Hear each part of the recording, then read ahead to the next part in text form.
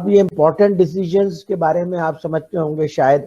کہ آرگنائزیشنز میں important decisions بڑے سوچ سمجھ کے لیے جاتے ہیں اور بڑا ریشنل پروسیس ہوتا ہے اور ایک پراپر پروسیجر انوالو ہوتا ہوگا ڈیسیجن میں. لیکن یہ آپ کو بتا رہے ہیں کہ جو آپ کے امپورٹنٹ ڈیسیجنز ہوتے ہیں وہ بیسیکلی ڈس آرڈرلی ہوتے ہیں, یعنی اس کا کوئی پیٹرن نہیں آپ ڈیفائن کر سکتے. کسی مینیجر میں کے متعلق آپ پیٹرن ڈیفائن کرنا اٹ از کوائٹ ڈیفیکلٹ کہ یہ جو اس نے ڈیسیجن ابھی لیا ہے یہ ڈیسیجن کب سے اس کے دماغ میں اس کے اوپر انالیسس چل رہی ہے, یا مختلف طرف سے وہ اس کے بارے میں انفارمیشن لے رہا ہوتا ہے, لوگوں سے ڈسکس کر رہا ہوتا ہے, سپلائر سے بات کر رہا ہوتا ہے, کسٹمر سے بات کر رہا ہوتا ہے, اپنے نیٹ ورک آف پروفیشنل سے ڈسکس کر رہا ہوتا ہے ڈائریکٹلی یا انڈائریکٹلی,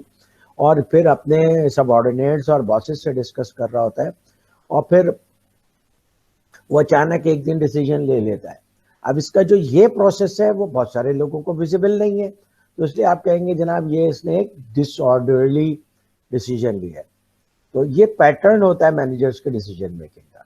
ٹھیک ہے, کوئی چیز ان کے دماغ میں چل رہی ہوتی ہے, ان کا کمپلیکس مینٹل ماڈل اسے پروسیس کر رہا ہوتا ہے, وہ مختلف نالج بھی لے رہا ہوتا ہے اس سے پرابلم کے متعلق, مختلف لوگوں سے انٹریکشن بھی کر رہا ہوتا ہے,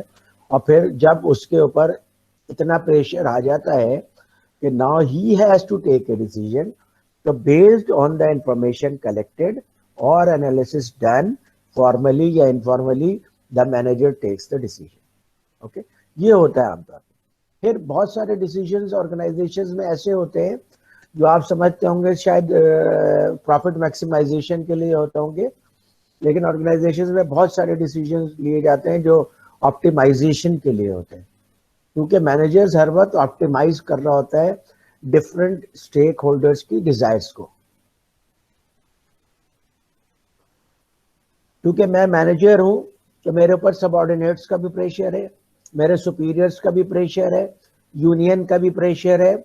سوسائٹی کا بھی پریشر ہے, اور کسٹمرز کا بھی پریشر ہے, سپلائرز کا بھی پریشر ہے, اونرز کا بھی پریشر ہے. ہر ایک کی اپنی اپنی پرائرٹیز ہوتی ہیں. اونرز چاہتے ہیں ان کو میکسیمم پروفٹ ڈسبرس کیا جائے, آپ کے سب آرڈینیٹس چاہتے ہیں کہ ان کو زیادہ سے زیادہ انکریمنٹ دیے جائے, فیسلٹیز دیے جائیں, پرکس دیے جائیں ان کو. آپ کا سپلائر چاہتا ہے اس کو اچھی پرائز دیں, آپ کا کسٹمر چاہتا ہے اس کو کم پرائز میں آپ پروڈکٹ سیل کریں, آپ کی سوسائٹی چاہتی ہے کہ جو پروفٹ آپ ارن کر رہے ہیں because of the resources of the society, تو اس کا کچھ ایک ریزنیبل پورشن آپ سوسائٹی کو بھی ریٹرن کریں. یہ سارے اسٹیک ہولڈرز ایک دوسرے کے ساتھ ان سنکرونائزیشن نہیں ہے,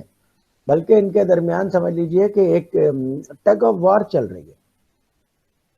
تو ایز اے مینیجر یا ایز اے چیف ایگزیکٹو جب میں ڈیسیجن لیتا ہوں تو میرے ذہن میں سارے اسٹیک ہولڈرز ہوتے ہیں, اور مجھے پتا ہے کہ آل اسٹیک ہولڈرز آر امپورٹنٹ. ان میں سے کوئی بھی اسٹیک ہولڈر ایسا نہیں ہے کہ جس کو میں کمپلیٹلی اگنور کر دوں. تو اس لیے جب مجھ سے اونرز کہتے ہیں کہ جناب ہمیں اس سال اتنا پروفٹ چاہیے, تو میں کوشش کرتا ہوں کہ اس کے قریب قریب اس کو ایک آپٹیمل ریزلٹ دے سکوں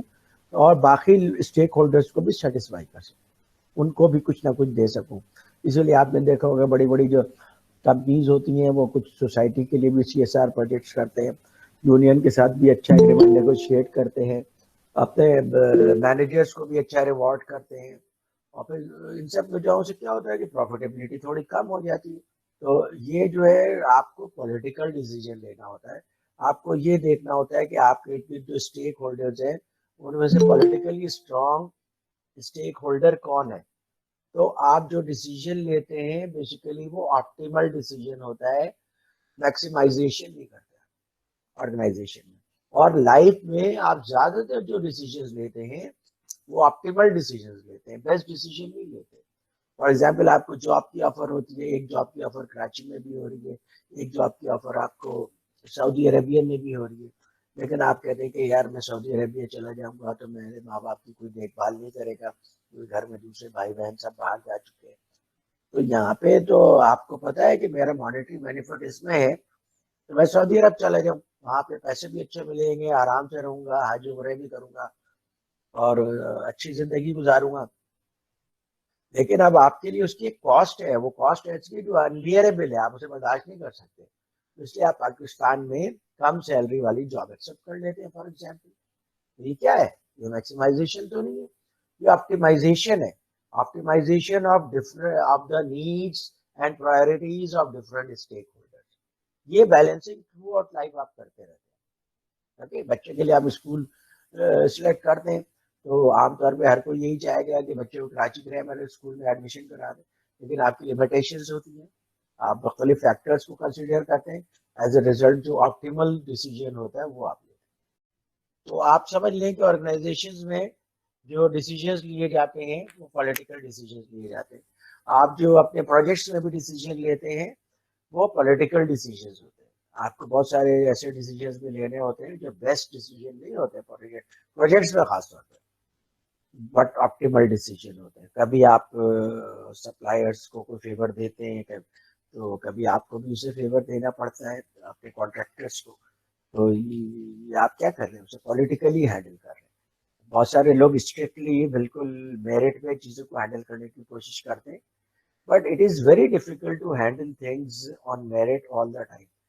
یہ دنیا ہے ہی ہے کہ اس میں کبھی آپ کسی کو فیور دیتے ہیں, کبھی کسی سے فیور لیتے ہیں, but as long as you are staying in the boundary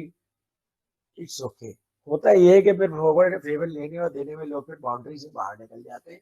پھر ان کا کیریئر جیپرڈائز ہو جاتا ہے.